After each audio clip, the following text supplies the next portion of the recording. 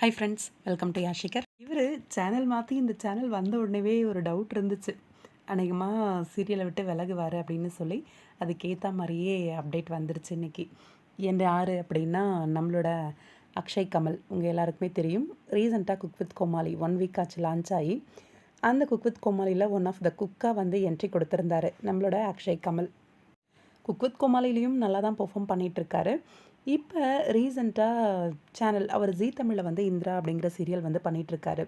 ஜீ தமிழ் சேனல்ஸ்க்கு இடையில் ஒரு சேனல்லேருந்து இன்னொரு சேனல் போகிறது அப்படின்னாலே எல்லாருமே ஒத்துக்க மாட்டாங்க. மோஸ்ட்டாக ஒரு சில ஆர்டிஸ்ட் மட்டும் அந்த மாதிரி போகிறதுக்கு வாய்ப்பு இருக்குது.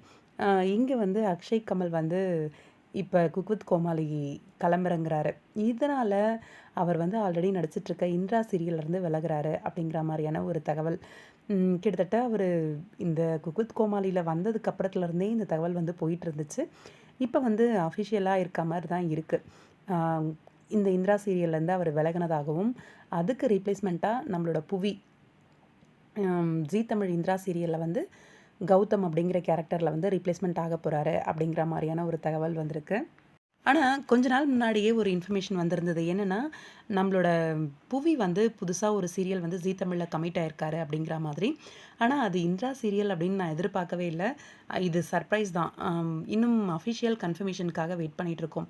பார்க்கலாம். கண்டிப்பாக அக்ஷயோட ரீப்ளேஸ்மெண்ட்டாக புவி தான் இருப்பார் அப்படிங்கிற மாதிரி தான் தோணுது. வெயிட் பண்ணி பார்க்கலாம். உங்களோட கருத்து என்ன? இது ஆனால் விலகணும்னு விலக மாட்டாங்க. இது தவிர்க்க முடியாத ஒரு விலகல் தான். இந்த ரியாலிட்டி ஷோ போன சீரியல்லேருந்து விலக வேண்டிய ஒரு சூழ்நிலை. பெர்ஃபெக்டான ஒரு ரீப்ளேஸ்மெண்ட் தான் எடுத்திருக்காங்க என்னை பொறுத்த வரைக்கும். உங்களோட கருத்து என்ன?